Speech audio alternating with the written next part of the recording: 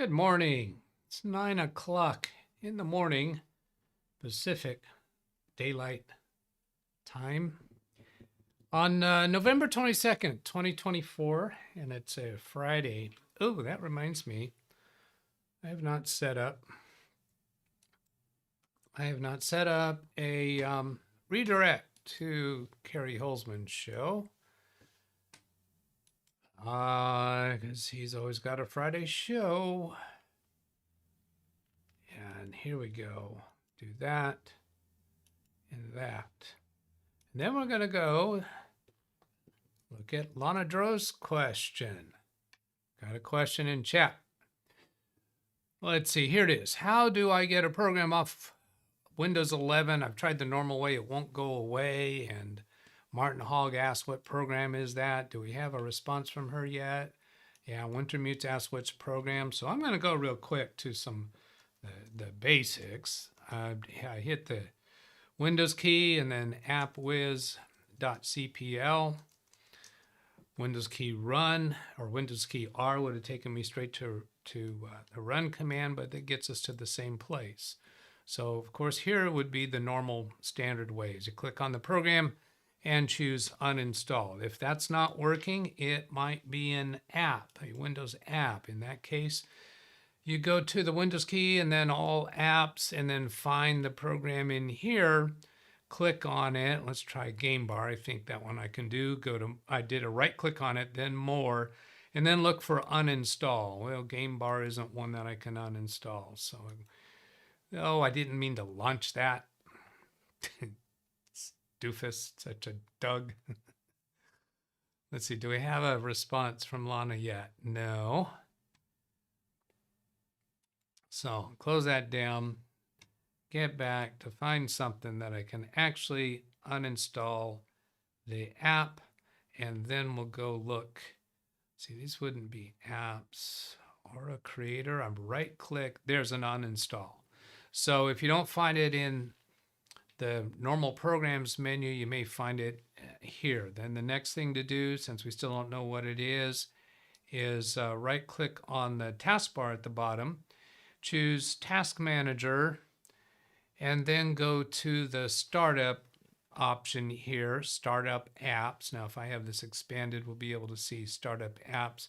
Click on that, and if you find it in here, then you can simply disable it from in here by clicking on the item that is causing you the nuisance. Let's see, these are enabled. So where is this? Oh, there's disabled. I just had to make the window bigger to see it. So those are some things off the bat. There are other possibilities how a program might be coming up that you don't want, but you need to give us some more information about it. How long ago was that? That was about 19 minutes before showtime. Greg M. battling with ChatGPT, trying to get an accurate summary of AMD motherboards. Good luck. One cannot take results as gospel, that is for sure.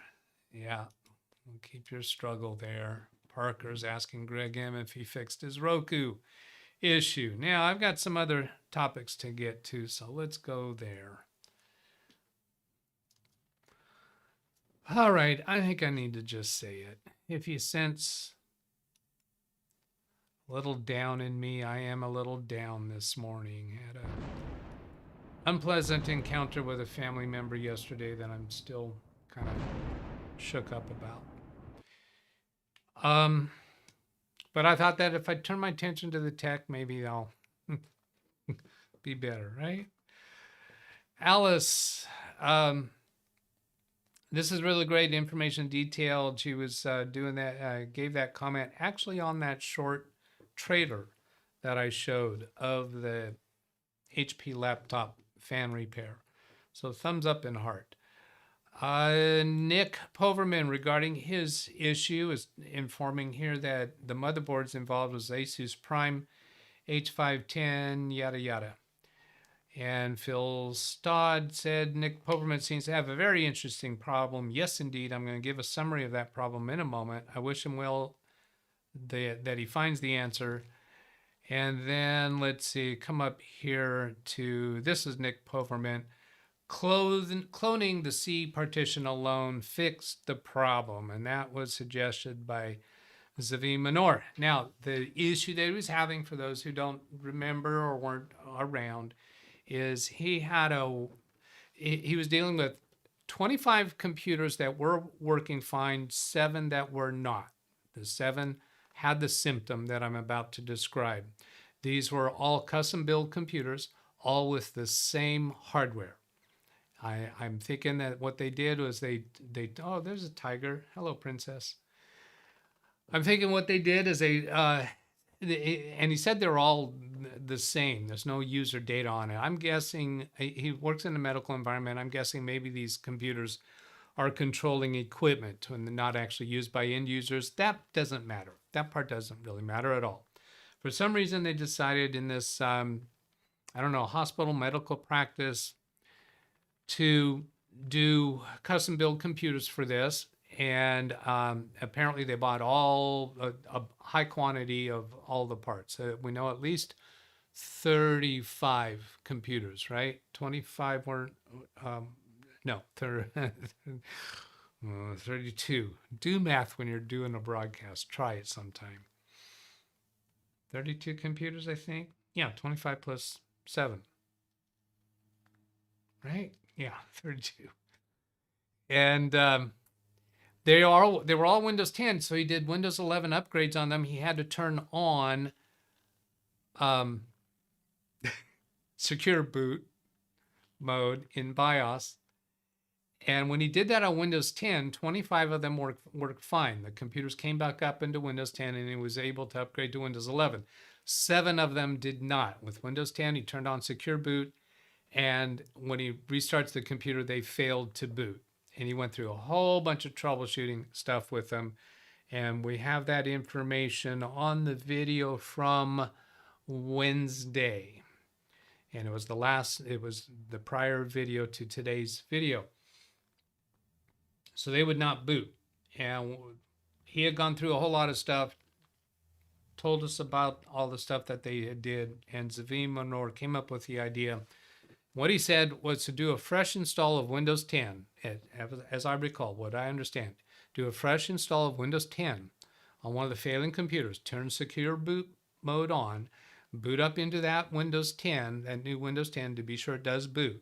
And once that's successful, then do a image restore of only the C partition, not the other 2 partitions. Windows 10 only has 3 partitions. So just restore the C drive, and that worked. So happy days. Now, does that actually explain what went wrong? Why did those 7 computers have that problem? We don't really know. And it's at a point where any technicians worth their salt is just going to move on, just going to take the win and move on to the next task. But what could have happened? My suspicion is if we were to rewind the calendar back to the time when they were building those computers, there was something different about the build process of those computers. Now, maybe they built out one computer and then cloned it to the others. That makes it a little more difficult to see that something was done different. They all were using some form of a corporate Windows license key. And he's saying in chat right now, cloning the C drive fixed my issue. Maybe you just came in late and you didn't hear me describe that, because I just went through a full summary of the issue that you were having. Yeah, he just got here. Busy day at work. So thank you for that follow-up, Nick. We did show that you put that into comments on that video from 2 days ago. Today's episode 11, right? That must mean that. Oh, today's episode 10. That's not true. Did I do that wrong? Did I? Was Wednesday actually episode 10? Wednesday, 10. And then I put Friday as episode 10. Wrong, Doug. Wrong again. All right. So thank you. That was a fun ride, Nick. Thank you for taking us along for the ride. And the last thing that I had asked about was speculating that there might have been something different that occurred when those 7 computers were built compared to the others. So let's just ask this question. Did you actually build one of those computers and then clone that to all the others, or were they all individually having Windows installed in the programs? Because I was speculating that maybe there was something different about those 7 computers. maybe the brand new intern did those 7 computers. No, they were built by an outside company, not us. Now we build them on our own. So yeah, since it was built by an outside company, there's not going to be any tracking of why those 7 were different. It's time to let go of that and move on. We're not going to get any more out of that. So thank you again, Nick. That is exactly the kind of stuff that I want to be able to be doing on this channel. Now, did we get anything back from Lana Dro about what program is it that she's having trouble with? Maybe she wasn't able to be here for the show time. I did give some suggestions at the beginning of the show. Oh, one other suggestion for Lana. Are you watching, Lana, on replay? I'm assuming you're not here now since you haven't spoken up. One other thing to do is to use Revo Uninstaller. Now, to use that, you need to have the program installed. So it might mean going back and reinstalling it so that you can use Revo Uninstaller. And then after you, what Revo Uninstaller does, when you tell it what program you want to uninstall, it will first use the regular uninstall routine, and then it will go do a deeper install of its own, and then it'll give you opportunity to scan for registry entries, and then you have to select them all and click the delete button. Then it gives you opportunity to scan for all of the folders and files that are left over, and you have to click on the select all button and then click on the delete button. I think I'm saying that right. To get a more complete uninstall. But if you could tell us what the program, if you're still having trouble, if those suggestions don't solve it for you, then give us more information about the issue. You could send me pictures, screenshots to this address right here, and we will definitely go further in trying to help you with that. So I'm taking a quick scan through chat to see if anything jumps out at me. Ken Stout, I fulfilled your request to do 2 live streams at once. Yes, I watched those. Thank you. Both from the same computer and both using OBS. Full disclosure, one was an older video being repeated. Yes, and you actually didn't have a live camera on either of them, but that's okay. You did accomplish 2 live streams at the same time. Now, I don't think that's the way the channel that I showed was probably doing it, because what he was doing is on his main computer, as I understand, he was using the installed version of OBS, and then he used a portable version of OBS on the same computer. I'm guessing that you could not do a third portable installation or running of OBS to do a third, because that channel that I was showing, I think it had 6 live streams running at the same time. Now, they could have been using 6 different computers, all with OBS installed, or some other software. Excuse me. They could have been running straight from the live studio. I know that you can run a camera from the live studio. Can you actually play a video or broadcast a screen from the YouTube live studio? Or they may have been using virtual computers or some other form. But the bottom line is YouTube does allow for it, however that comes up.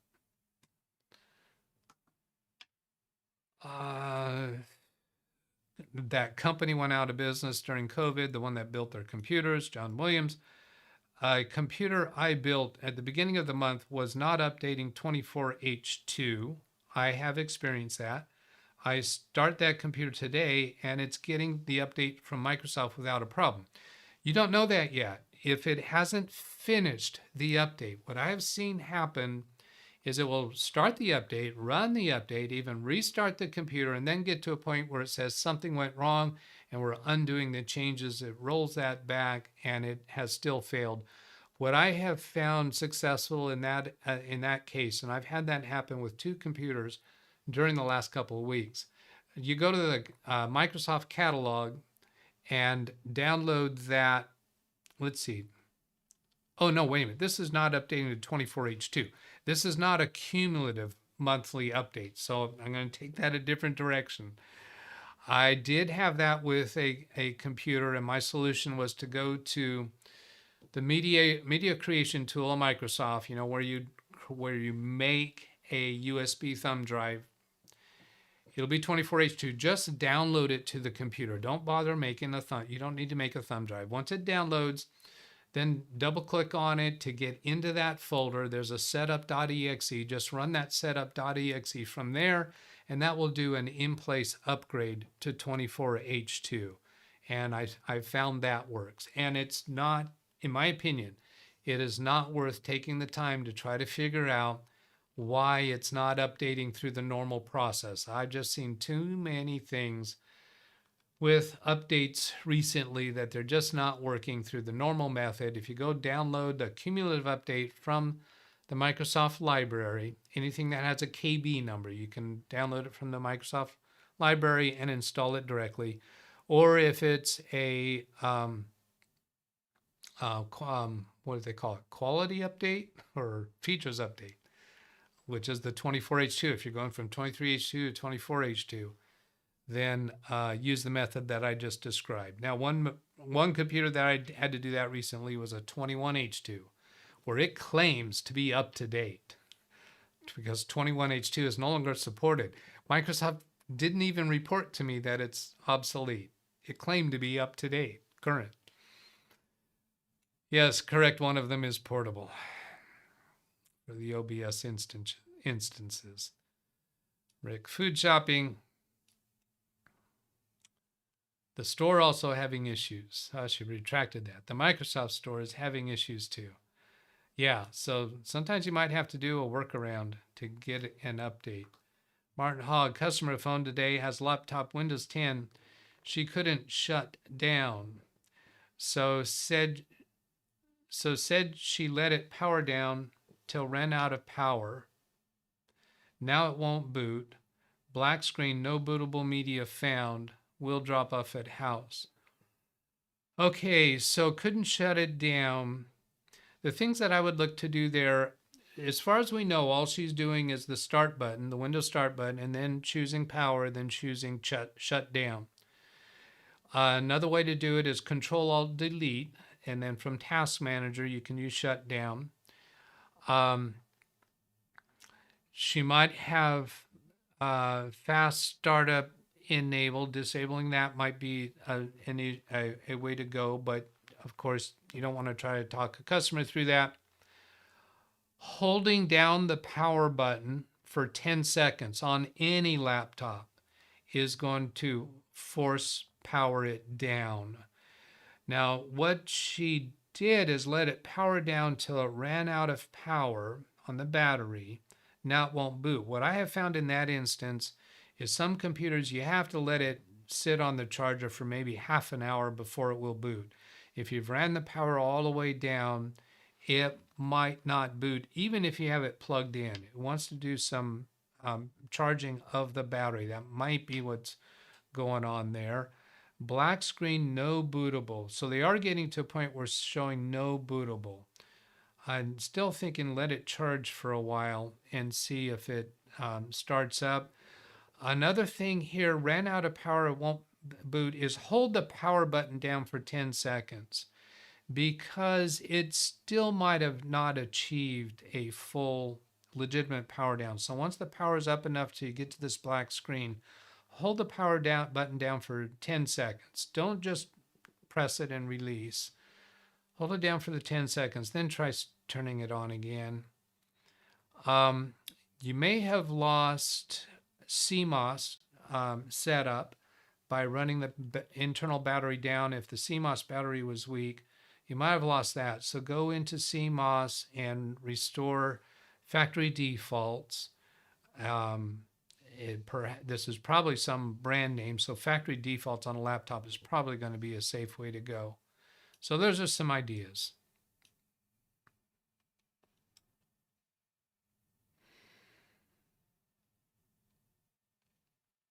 Okay, I've got a video to show 24H2. Nick, use the 24H2 ISO on a thumb drive to update computers. Just copy all the files on the C drive to a new folder and delete those after it's done. If you're doing a lot of computers, that makes a whole lot of sense to do it on thumb drive. If you're doing it on one computer, I think that's extra unneeded work because you have to download it. And then you're going to put it on a thumb drive and then launch it from the thumb drive. That's all just extra. That's just busy work. You download it, you can go straight from there and run setup.exe. But Nick is doing it on a lot of computers, so it makes a whole lot of sense to have it on the thumb drive to be able to walk around to the computers because you don't have to download it on each of those computers. So that makes a whole lot of sense.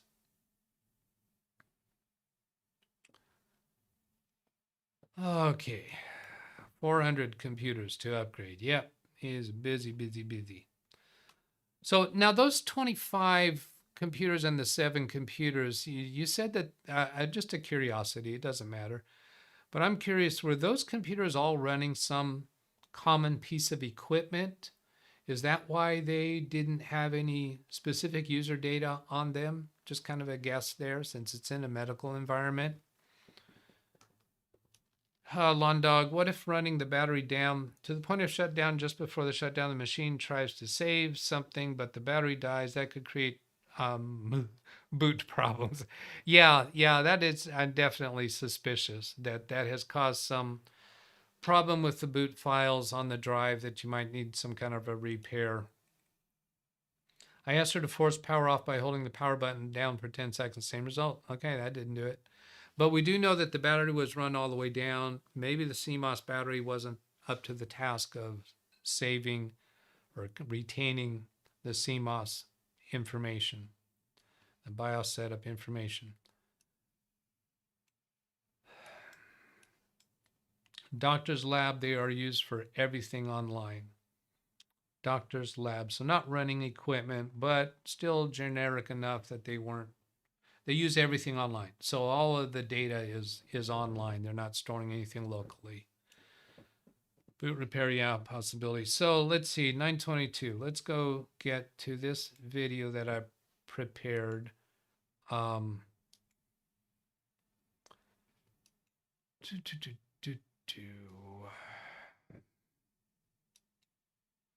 Okay, I had a call from a client's front office assistant, admin assistant was the proper name these days. Said that the boss was trying to get hold of me. I didn't have any missed calls, so I don't really know what was going on with that. But anyway, I called him back, and he was pretty upset, panicked that because he had copied some files to his computer, which is a normal common thing that he does. He has a digital camera, SD card, puts it in the computer, cuts the files from the SD card and pastes them to the location in the computer where he wants them to be. And he says they're gone. And he is very panicked because he can't get back. It's very difficult for him to get back to that location to retake the pictures. And it's a very important issue. As a construction company, he bids on jobs. So this could be a major loss of revenue and income if he can't get this job bid in time. They're always under tight deadlines when doing these bids. So I connected remotely to the computer, had him on the phone with me. What I'm going to play for you is a highly edited version of that session. You will hear my voice. You will not hear his voice because I cut it out. I have his specific permission to share this story with you on my YouTube channel. So don't get freaked out with that, people who do. Okay, so let's bring this up over on this screen. I'm going to pause it right away. And It's in two sections. There's some black space between the two sections. The first section has some instances of my voice and other instances where I need to explain things to you. To ya? Really? Really? Is that the way you want to say that? Let's make this screen big. Is there another big I can make? Looks like that is it. A little confusing the way this works out. I have some identity information in the upper left corner blurred out. And so there it is. Here I am, but I'm going to, no, I can stay on for a little bit. I'm going to click play here. You see up here, Caltrans 6. That's the folder that he was intending to save these files into. Okay, so you would have created the folder. How would you create the folder? Would you, without actually completing the creation, show me how you would go about creating a folder.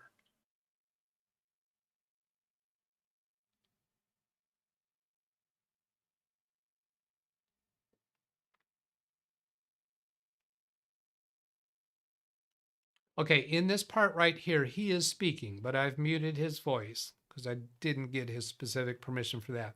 So he went up to the new menu up in the upper left corner. And then this is where he would type in the new name that he wants for the folder. And as far as you recollect, that's what you did. You would have right-clicked on it and done show more options and then done paste. Okay, there were several edits through there. You probably couldn't tell that, but I didn't want this to be a really long thing.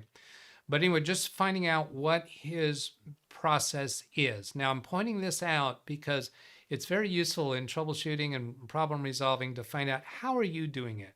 I know how I would go Read about chat, doing please. it. Yes, I do see that Lana has responded. I'm going to finish this one first, then I'll come back to Lana. We can go a little bit over time.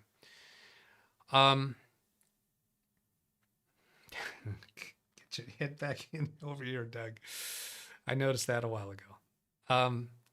Yeah, so this is a common thing that I do. I want them to show me what they do because sometimes I discover that they've got a hole or a flaw in their process. His process would have been okay.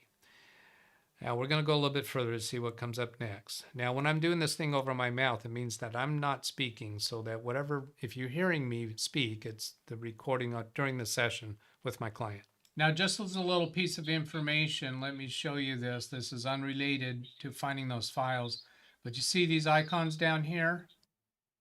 Yeah, this one is copy. And when you have copied something, there'd be a one on here for paste. Okay, so here what I was doing is he showed me his technique, and what he was doing is right-clicking on the folder, and then because he was not finding copy or paste in here like he was used to with Windows 10, he was going into that show more options to choose copy or cut or paste in there.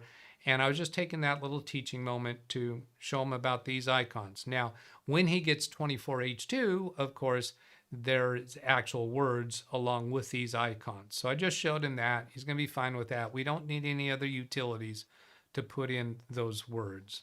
Not that big of a deal. He can handle that. Okay, so there was the black spot. Now, there's no more of my voice on the recording from here. So the rest of this is going to be all me talking this through. I went to search for the photos that were missing. There were several photos from the day before. You can see in the bottom right corner, the date of his computer when I made this video was, when I had the session with him was yesterday, November 21st. And this photo right here that I'm about to show the date of that photo was the 21st. There you go. So this photo was taken on November 21st. This is a flaw. I'm about to show a flaw here that I see in File Explorer. If somebody knows the answer or the explanation behind this flaw, I'd welcome that information. So I'm showing right here this flaw. We're taking a little excursion away from his problem right now. So this is a JPEG file, November 21st. So here what I'm going to do is I know that file exists right there, and I'm going up into the upper right corner and trying to search for that file. Here I've searched for just asterisk.jpg, and that file is not here. Let me go back and show you what that file was for the name of it, because I forgot to make you remember that. Here, 1809 JPEG. Okay, I'm going to press play. And here's search for JPEGs. 1809 is not in this list. I do not understand that. I do not understand why. We're still looking in that same folder. I've seen this a number of times. I don't know that it's specific to Windows 11. I think I was experiencing that in Windows 10 as well. Now that I go on a little bit further and I go to search options, I'm going to ask for all the files that were modified today, because that was today. Yesterday was today at that time, yesterday. But anyway, when I search for today, I got nothing. There were no files showing for today, and I'm thinking now, did I miss actually showing you that? I'm thinking I edited this down too much. Yeah, there I'm going into OneDrive. Let's get back here a little bit. Yeah, I must have cut that out. Did not intend to. But anyway, moving on to solve his problem. When I selected the date range for today or even for yesterday, I got no files. And I tried doing that search on his entire C drive. The files that he needs are on his computer. I do know that at this point. So the method that I used to find them was going to OneDrive, because you see all these green check marks, he uses OneDrive. Then I'm going to click the play button here. I go into OneDrive, choose this View Online. And it's very quick and simple here in OneDrive. Go over the photos on the left, and the first thing that it shows you is recent photos. So we go down here to November 20th, and these are the exact files that he's looking for. These are the pictures that he couldn't find anywhere on his computer.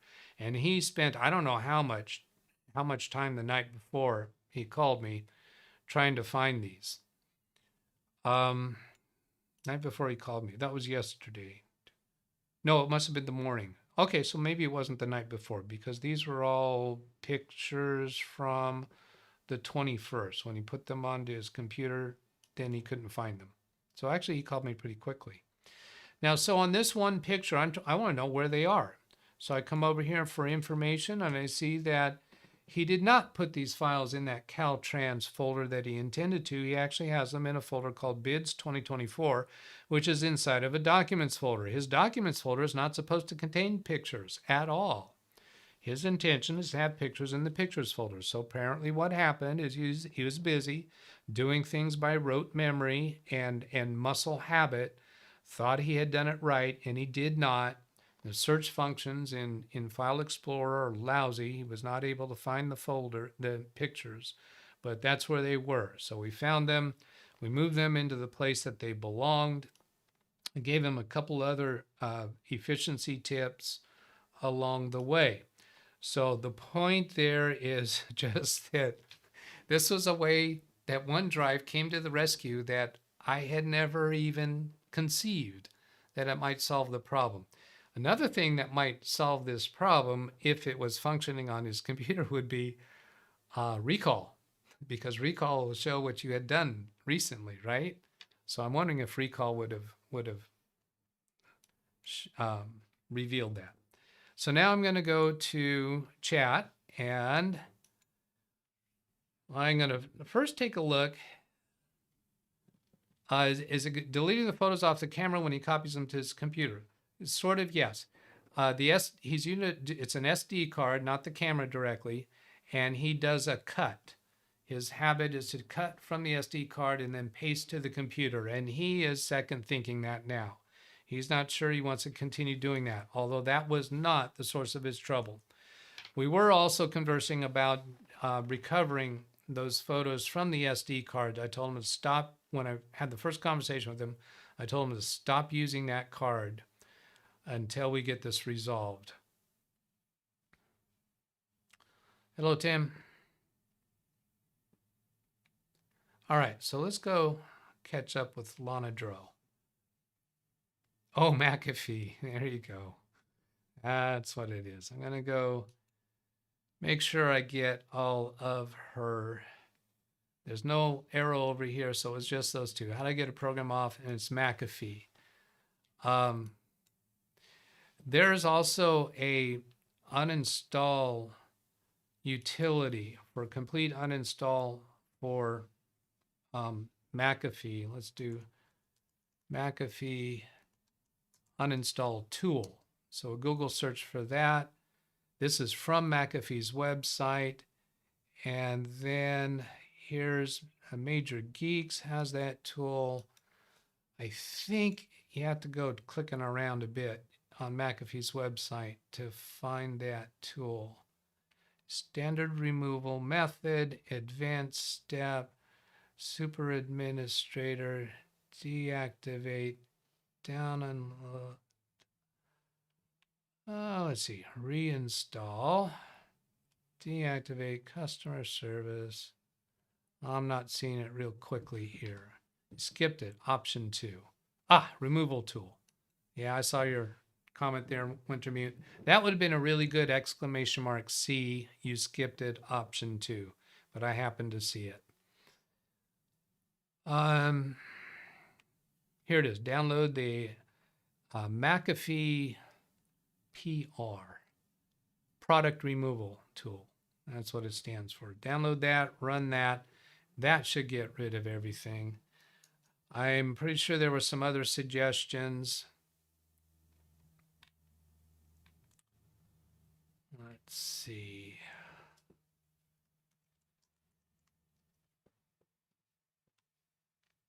Others. Well, there's 6 occurrences of Lana's name. McAfee want it gone. Yeah, I did see that originally from Martin Hogg. The exclamation mark D does not work. That's not a thing anymore. Exclamation mark C. Read chat, please. Would Revo uninstaller help here as well? Yes, certainly. McAfee would have to be fully installed in order for it to show up in Revo uninstaller, I think. I'm pretty sure that's the case. If it shows up there, then you can, and I described that earlier at the beginning of the show. With Revo uninstaller, you can tell it to uninstall the program. It'll first use the normal Windows methods. After that, it'll give you the option to do a deeper scan, and you can select all the registry entries and delete them, and select all the folders and files and delete them.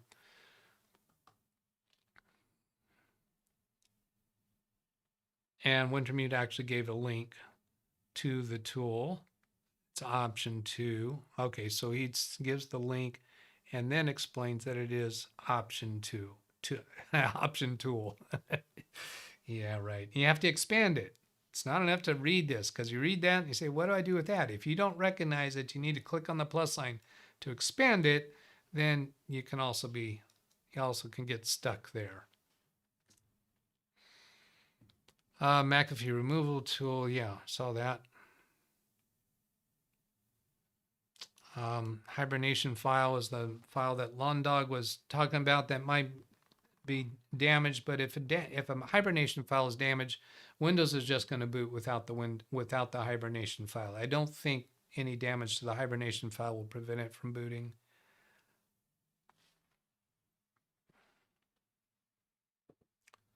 Kind of scanning through. I know I've discovered that sometimes when I scan through and I see the first part of the line, I miss something at the last part that has something worth mentioning.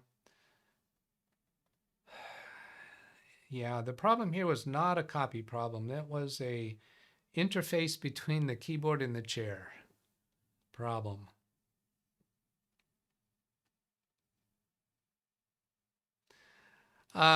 Rotate them.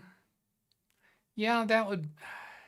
The thing is, the method he's been using has been working for a long, long time. The only reason that you would, let's see, if you were rotating, that means you're going to leave the pictures on it. So he's got to stop doing the cut and paste. That's adding an extra step in his workflow. And he's a pretty efficient person. He appreciated me showing him those icons at the bottom. Saving one extra click, yeah, he's up for that. So that means he would have to copy and paste. And then before he takes the SD card back out in the field, he has to remember to put it back in his computer and delete the files that are on it. So he has space, because it's a nuisance to delete the files that are on it while you're in the field. And then those pictures are going to be mixed up could get mixed up with the old ones. If he forgets to delete the pictures from the card before taking it back to the field, then he winds up copying everything that's on the card to that new folder, and now it's got pictures mixed up. So it keeps things cleaner by doing a cut and paste. Now he does at this point know that I can go recover files from an SD card. Point here is that he actually confirmed that the pictures were on his computer. When I first saw how he does the cut and paste, he does the cut from the SD card, then he clicks on the folder and does a right click more,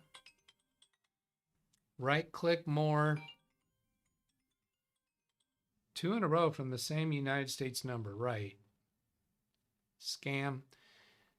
He does a right click cut and then does a paste. And I thought, if he stops right there and then takes the card and goes out into the field without checking to make sure the pictures are there, we got a problem. But he says, no, I went into the folder and confirmed the pictures were there.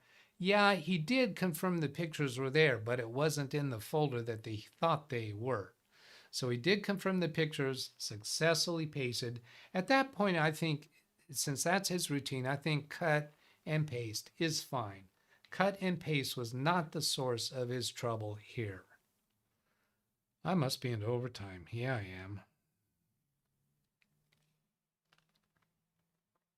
Read chat, please. He already had the idea of copy and paste. I've already talked about that enough. Okay, so I'm not gonna go back and read through the rest of these, because I'm trying to not take the extra time. I know you're in overtime, but I'll ask anyway, do you have Revo Uninstaller installed on your client's PC? No, I don't actually install it. I only use it in the portable mode when I want to do that extra thorough. And the reason for that is that the problem just doesn't happen often enough to be an issue. When you install the program, Revo Uninstaller is watching what's being installed and what's happening. And I suspect that it can do a better job of uninstalling things, but my clients' computers are very static. We very rarely need to uninstall something. So no, we don't do that. I don't have it installed on my own computers. I have gotten to the point where I'm using it in portable mode when I want to uninstall something. I suspect, and Keith might be confirming this if he is installing it, I suspect if I would install it on my computers, then when I install something, it has a better log of what needs to be uninstalled when it comes time to uninstall it. And I suspect that it can do the uninstall quicker. I don't uninstall things that often. Most of the people that would criticize me one of their early criticisms would be I have too much junk on my computers. I'll install things and I'll just leave them sit forever, because I don't bother taking the time to uninstall them until they become a problem. So that's my response to Keith. I have no idea what Seldon Ball is saying, gee, you think. Because I have no idea what I was talking about at that time.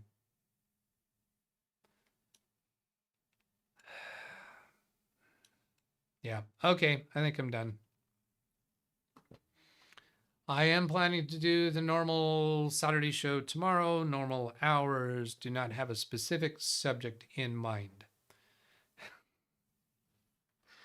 I saw that, Chris. Oh, Selden says that was his response to Lawn Dog. So yeah, it's really helpful if you say, gee, you think at sign lawn dog. That way I know that it wasn't directed at me. All right, get out of here. Stop talking, Doug. Go have a better day than yesterday. I do want that. All right, have a good day, everybody. Catch you later. Goodbye.